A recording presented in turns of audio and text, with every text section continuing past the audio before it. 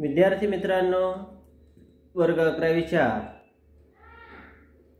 Online वर्गामध्ये मी RD. Kshirsagar, Shrimati Lakshmibai Radhakishan Toshniwal वाणिज्य महाविद्यालय अकोला येथून आपलं स्वागत करतो। विद्यार्थ्यांनो, यापूर्वीच्या आपण ऑनलाईन वर्गामध्ये मामू हा गद्यपाठ पाहिला होता आणि यानंतर आपण गद्यपाठ अशी पुस्तकं, या पाठाचे लेखक आहेत डॉक्टर निर्मल कुमार फडकुले यांचा हा गद्यपाठ पाहणार आहोत। विद्यार्थ्यांनो, पाठाचे लेखक डॉक्टर निर्मल कुमार फडकुले यांचा जन्म 1930 आणि मृत्यू 2006 मध्ये झालेला आहे। लेखक संत साहित्याचे अभ्यासक, समीक्षक, प्रसिद्ध वक्ते। त्यांनी लिहिलेली अनेक स्वतंत्र व संपादित पुस्तके प्रसिद्ध आहेत। कल्लोळ अमृताचे, चिंतनाच्या वाटा, प्रिय आणि अप्रिय, सुखाचा परिमळ हे साहित्य, संत कवी तुकाराम एक चिंतन, संत चोखामेळा आणि समकालीन संतांच्या रचना, संतांची या भेटी, संत विनेचा झंकार, संत तुकारामांचा जीवन विचार ही संत साहित्याचा अभ्यास मांडणारी पुस्तके, तसेच समाज परिवर्तनाची चळवळ, काल आणि आज, साहित्यातील प्रकाशधारा हे लेख संग्रह प्रसिद्ध। संत साहित्य हा त्यांच्या विशेष आस्थेचा विषय होता। प्रबोधनातील पाऊलखुणा आणि निवडक लोकहितवादी या संपादित पुस्तकांतून 19व्या शतकातील सुधारणा विषयक चळवळी संबंधीचा त्यांचा व्यासंग प्रकट होतो। भैरूरतन दमानी साहित्य पुरस्काराने लेखकांना सन्मानित केल्या गेलेला आहे।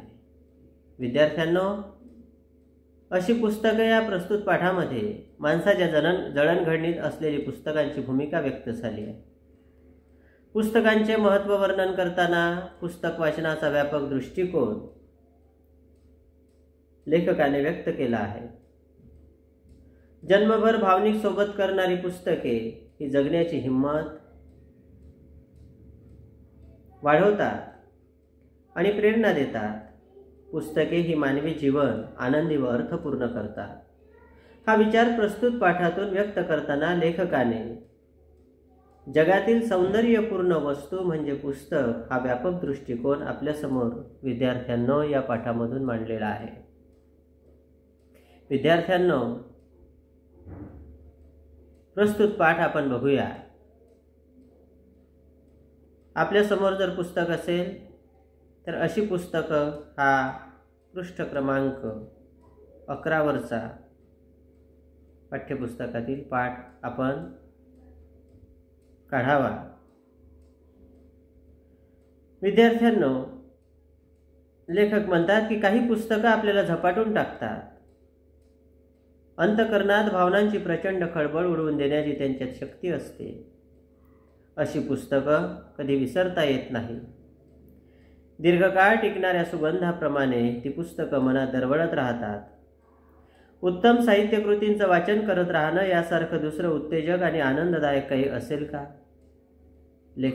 विद्यार्थ्यांनो, लेखक आपल्यासमोर प्रश्न उपस्थित करत आहेत की पुस्तकं आपल्या माणसाच्या जीवनामध्ये किती महत्त्वाची आहेत। पुस्तकं आपली जडणघडण कशी करू शकतात। काही पुस्तकं आपल्याला कशा पद्धतीने झपाटून टाकतात आणि म्हणून लेखक म्हणतात की या पुस्तकामध्ये प्रचंड खळबळ माणसाच्या जीवनामध्ये उडवून देण्याची क्षमता असते आणि त्यामुळे अशी पुस्तकं आपल्याला विसरता येत नाही। दीर्घकाळ एखाद्या फुलाचा किंवा एखादा सुगंध टिकावा त्याप्रमाणे ती पुस्तकं मनात दरवळत राहतात। म्हणून उत्तम साहित्याचं वाचन करत राहणं यासारखं दुसरं उत्तेजक आणि आनंददायक आपल्या जीवनात काही असू शकते का, असं लेखक आपल्यासमोर प्रश्न उपस्थित करतात। मग लेखक काही उदाहरणं देतात की मॅकबेथ आणि किंग लिअर या नाटकांतले काही संवाद इतके काव्यात्मक, इतके अर्थगर्भ आणि इतके भावस्पर्शी आहेत की प्रत्येक वाचनाच्या वेळी अधिक उत्कट अनुभूती देत राहतात. विद्यार्थ्यांनो, हे इंग्रजी लेखकांचे नाटक आहे, ते मॅकबेथ आणि किंग लिअर. याच्यातले काही संवाद लेखकाला इतके काव्यात्मक वाटतात, इतके अर्थगर्भ आणि इतके भावस्पर्शी आहेत की प्रत्येक वेळा जेव्हा आपण ते संवाद वाचन करू तितके ते भावस्पर्शी भासतात आणि अधिक उत्कट अनुभूती देत राहतात. लेखक म्हणतात की अशा वाचनाची नशाच काही और असते. सुखाविषयीच्या लेखकाच्या ज्या काही कल्पना आहेत, सुखाविषयीच्या माझ्या कल्पनेतून पुस्तकं जर वगळली तर मग सारं सुखच संपुष्टात येतं असं म्हणावं लागेल. माणसांच्या बाबतीत जेव्हा मित्रांचा विचार करतो तेव्हा लेखक म्हणतात की जवळचे मित्र दुरावतात. ज्यांच्यावर प्रेम केलं त्यांनाही त्या प्रेमाची विस्मृती होते आणि वैराचा अग्नी ते पेटवत ठेवतात. हातात आलेला पैसा कसा आणि केव्हा नाहीसा होतो ते कळत सुद्धा नाही, पण पैसा आणि माणसं यांच्याप्रमाणे पुस्तकं कधीच विश्वासघातकी असत नाही असं लेखकाचं मत आहे. विद्यार्थ्यांनो, माणसाची, पैशाची आणि पुस्तकांची जेव्हा लेखक तुलना करतात त्या तुलनेमध्ये लेखक म्हणतात की जवळचे मित्र आपण कितीही प्रेम केलं तरी ते दुरावतात, त्यांना प्रेमाची विस्मृती होते. वैराचा अग्नी कधी कधी वैर वाढतं, वैराचा अग्नी ते पेटवत राहतात. तसंच पैशाचंही आहे. पैसा, हातात आलेला पैसा कसा आणि केव्हा नाहीसा होतो ते आपल्याला कळत सुद्धा नाही, पण पैसा आणि माणसं यांच्याप्रमाणे पुस्तकं कधीच विश्वासघातकी असत नाही असं लेखक म्हणतात. म्हणजे पुस्तकं माणसांपेक्षा, पैशांपेक्षा कितीतरी वर आहेत, कितीतरी वरचढ आहेत, श्रेष्ठ आहेत. त्यांना स्पर्श करायचा अवकाश भावनांनी आणि विचारांनी ओसंडणारा आपलं अंतःकरण ते उघड करतात. लेखक म्हणतात की माझ्या अंतरंगात त्या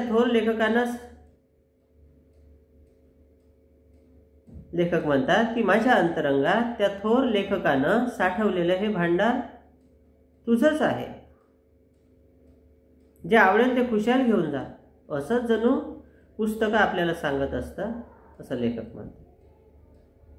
की माझ्या अंतरंगामध्ये जे काही लेखकाने साठवलेलं आहे, म्हणजे जणू काही पुस्तकं लेखकासोबत संवाद साधतात, लेखकासोबत बोलत आहेत आणि ते जणू काही सांगतात पुस्तकं, आपलं अंतरंग, की माझ्यामध्ये जे काही साठवलेलं भांडार आहे हे तुझं आहे असं लेखकाला जणू काही ते सांगत आहे. आणि माझ्यातलं जे आवडेल ते खुशाल घेऊन जा असं जणू लेखकाला ते पुस्तकं सांगतात. पुस्तकांवर प्रेम, आत्यंतिक प्रेम करणारी माणसं लेखकांनी पाहिलेली आहे. आपल्या कपाटात जीवापाड जपून ठेवलेलं पुस्तक दुसऱ्याला देताना ते अगदी व्याकुळ झालेली असतात, अशाही व्यक्ती लेखकाने पाहिलेल्या आहेत. आणि म्हणून लेखक एका अशाच व्यक्तीचं उदाहरण देतात की एकदा एका ग्रंथप्रेमी वाचकाकडून 2 दिवसांसाठी एक पुस्तक लेखकाने वाचायला आणलेलं होतं.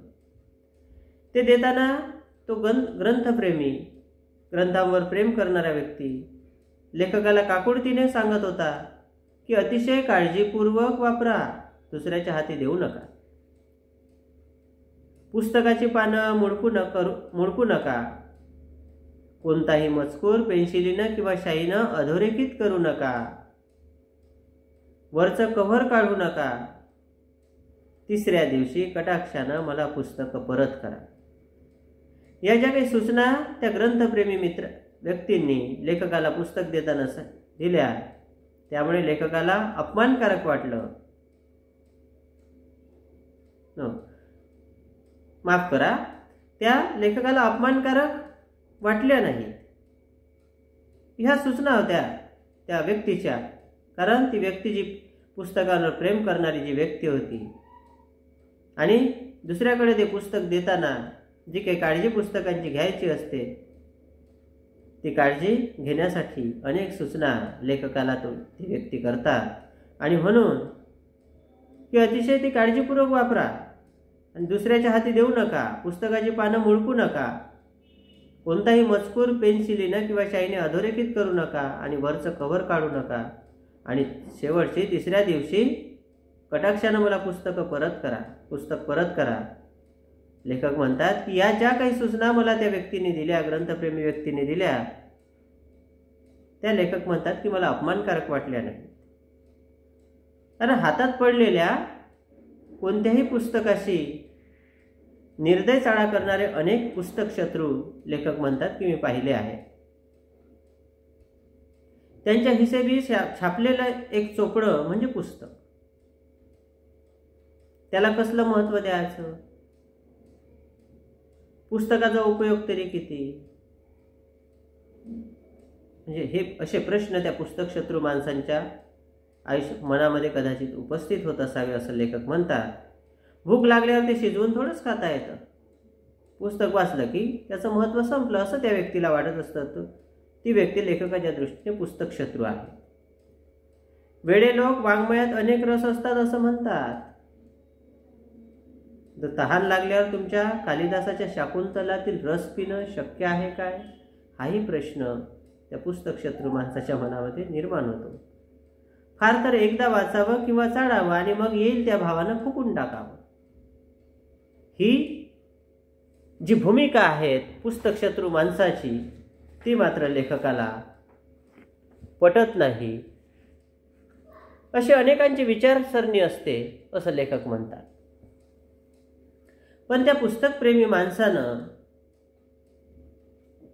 ज्या काही अटी लेखकाला पुस्तक देताना घातलेल्या होत्या त्या खरोखरच अत्यंत संयुक्तिक होत्या. कारण लेखक म्हणतात माझ्या हाती पुस्तक देताना त्यानं त्यावरून मायेनं अलगद हात फिरवला. लेखक म्हणतात की लेखक त्याला म्हणाले, मी त्याला म्हणालो कसलीही काळजी करू नका. माझ्या घरी सुद्धा तुमच्या पुस्तकाला माहेरी आल्यासारखंच वाटेल. त्याला सासुरवास सहन करावा लागणार नाही. ते अगदी योग्य स्थळी तुम्ही देत आहात. तो हसला. त्याचं समाधान झालं असावं. मी म्हणालो, एका संस्कृत सुभाषितात म्हटलं आहे, मूर्ख हस्ते न दांतव्यम एवं वदती पुस्तकम.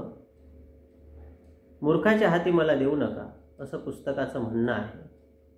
माझ्या हाती ते देताना तुम्हाला माझ्या शहाणपणाबद्दल शंका आली नाही ना? आता तो खडखडून हसला आणि म्हणाला, अहो, दुधानं तोंड पोळल्यामुळे मी ताक फुंकून पितो आहे. काही दिवसांपूर्वी एका कवीनं माझी 2 पुस्तकं नेली. मी 15 दिवस वाट पाहिली. पुस्तकं मागायला गेलो तेव्हा त्यानं चक्क कानावर हात ठेवले.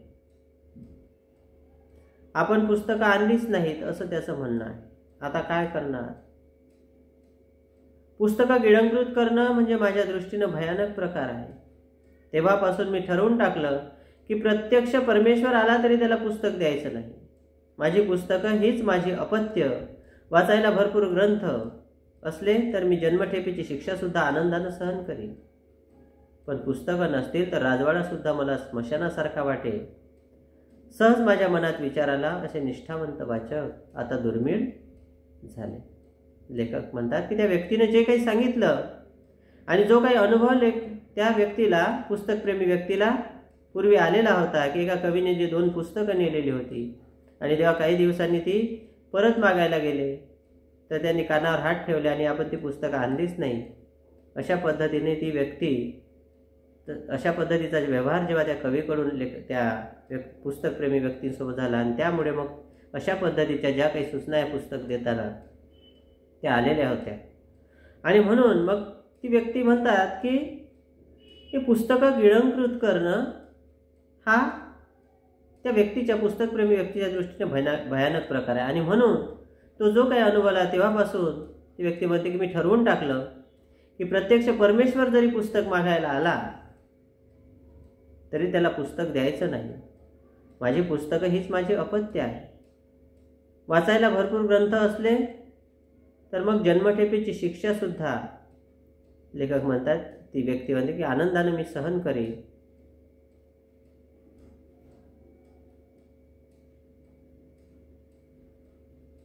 पण पुस्तकं नसतील तर राजवाडासुद्धा मला स्मशानासारखा वाटेल. सहज मग लेखकाच्या मनात विचार आला की असे निष्ठावंत वाचक आता दुर्मिळ झालेले. लेखकाने आणखी काही उदाहरणे दिलेली आहेत. अजून एक उदाहरण बघूया की परवा लेखक म्हणतात की परवा मी BA च्या वर्गातल्या वाङ्मय विषयाच्या विद्यार्थ्यांना प्रश्न विचारला. जे कुलकर्ण्यांच्या एखादा कथासंग्रह तुम्ही वाचला आहे काय? संग्रह जाऊ द्या, या लेखकाची एखादी कथा तरी तुमच्या वाचनात आली आहे काय? साहित्य या विषयाचे रसिक विद्यार्थिनी मानाखाली घालून बसले होते. कदाचित G.A. कुलकर्णी हे नाव सुद्धा त्यांना फारसं परिचित नव्हतं. मी निराश झालो. एका आधुनिक श्रेष्ठ कथा लेखकाचं नावही सुशिक्षितांच्या अभ्यासकांच्या कानापर्यंत पोहोचलं नाही. या कर्माला काय म्हणावं? लेखकाला जो काही अनुभव आला, BA वाङ्मय घेऊन शिकणाऱ्या विद्यार्थ्यांना जेव्हा प्रश्न विचारला की G.A. कुलकर्ण्यांचा एखादा कथासंग्रह तुम्ही वाचला आहे का, एखादी कथा तुमच्या वाचनात आली आहे काय, परंतु ते विद्यार्थी, वाङ्मयाचे विद्यार्थी मानाखाली घालून बसले. एकालाही त्याच्यावर उत्तर देता आलं, एकालाही सांगता आलं नाही. आणि म्हणून मग लेखकाला आढळले कदाचित त्या G.A. कुलकर्णी हे नाव सुद्धा त्यांना परिचित नव्हतं. आणि मग लेखक मात्र निराश झाले की एका आधुनिक श्रेष्ठ कथा लेखकाचं नाव सुद्धा सुशिक्षितांच्या अभ्यासकांच्या कानापर्यंत पोहोचलं नाही. मग या कर्माला काय म्हणावं? एक गोष्ट मात्र खरी की उत्तम साहित्यकृती आपल्याला जन्मभर भावनिक सोबत करतात. जे काही उत्तम साहित्य आहे, उत्तम ललित वाङ्मय पुस्तक आहे, साहित्य आहे, ते तो आपल्याला जन्मभर भावनिक सोबत करत असतात, मनाला धीर देतात. जीर्ण होत चाललेल्या जीवनशक्तीला चैतन्याने न्हाऊ घालतात. मनातल्या अंधाराला उजेडाची स्वप्न दाखवतात. काही दिवसांपूर्वी 80 वर्षांचे एक साहित्यप्रेमी सद्गृहस्थ लेखकाला भेटले. लेखकांनी त्यांना सहज विचारलं, सध्या कशाचं वाचन चाललं आहे? ते म्हणाले, गेले 2 दिवस मेघदूत वाचत होतो. नुकतंच ते संपवलं.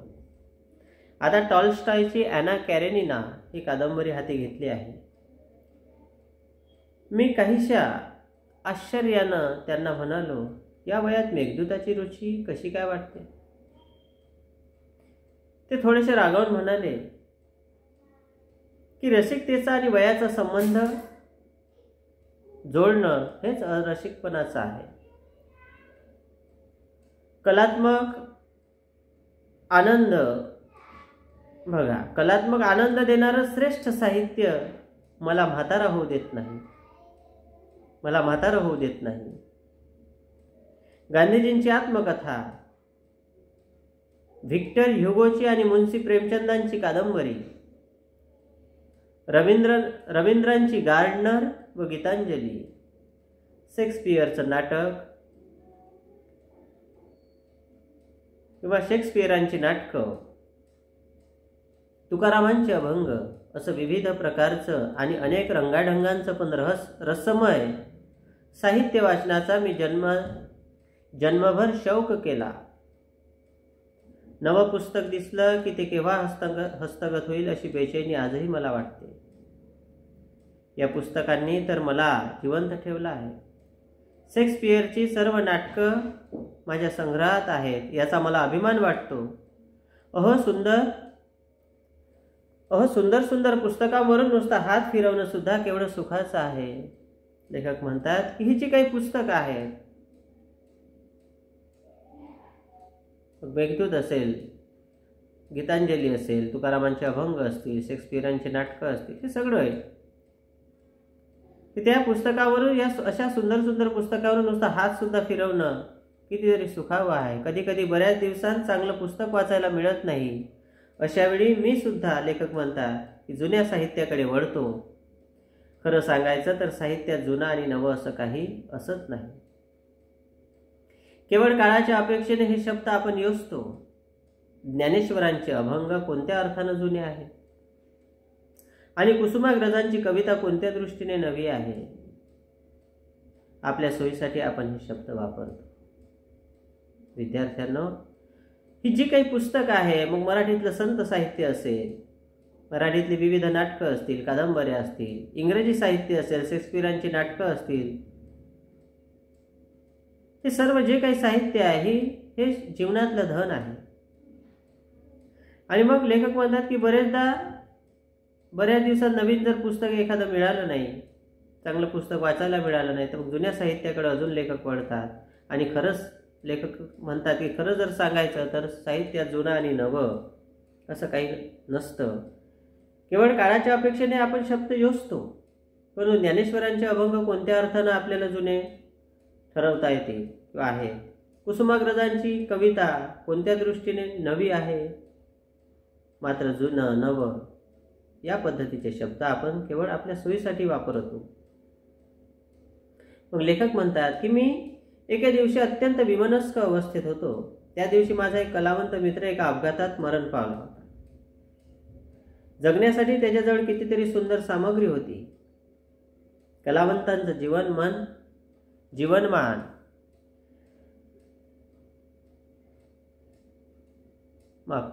कलावंताचं जिवंत मन असलेला हा भाबडा हळवा माणूस अचानक एका मोटार अपघातात ठार झाला. मग लेखक म्हणतात की लेखक एक दिवस असे विमनस्क अवस्थेत होते आणि त्या दिवशी एक माझा कलावंत मित्र एका अपघातात मरण पावलेला होता. त्यामुळे लेखक विमनस्क अवस्थेत होते. जगण्यासाठी त्याच्याजवळ कितीतरी सुंदर सामग्री होती. कलावंताचं जिवंत मन असलेला हा भाबडा हळवा माणूस अचानक एका मोटार अपघातात ठार झाला. संबंध दिवसभर मी अस्वस्थ होतो. रात्री कपाटातलं हेमिंग्वेचं The Old Man and the Sea हे छोटेखानी पुस्तक बाहेर काढलं. त्याच्यावरची धूळ झटकली आणि ते वाचायला सुरुवात केली. पुस्तकावरची धूळ ज्याप्रमाणे मी झटकली त्याप्रमाणे माझ्या मनावर साचलेली दुःखी निराश विचारांची धूळ त्या पुस्तकानं झटकून टाकली. पहिल्या 2-3 पानातच त्या छोट्या कादंबरीनं मला खिळवून ठेवलं. अर्नेस्ट हेमिंग्वे हा एक विलक्षण प्रतिभेचा लेखक होऊन गेला. विद्यार्थ्यांनो, या The Old Man and the Sea ही जी कादंबरी आहे अर्नेस्ट हेमिंग्वे या लेखकाची, या बाबतीत जे काही लेखकाने वर्णन केलेलं आहे समोर, ते आपण या समोरच्या तासामध्ये बघूया. तो लेखक या संपूर्ण पाठामध्ये एकच सांगत आहेत की पुस्तकं माणसाच्या जीवनामध्ये किती महत्त्वाची आहे. साहित्याचं वाचन आपल्याला कसं उत्तेजना देतं आणि कशा पद्धतीने आपली जीवनातली शिदोरी आहे ती आपल्याला कसं सुख देतं, हे सर्व वर्णन विविध प्रकारची उदाहरणं देऊन, विविध मित्रांची उदाहरणे देऊन त्यांनी पटवून देण्याचा प्रयत्न केला आहे. विद्यार्थ्यांनो, या समोरचा जो काही पाठ आहे तो आपण समोरच्या ऑनलाईन वर्गामध्ये पाहूया. तुर्तास धन्यवाद.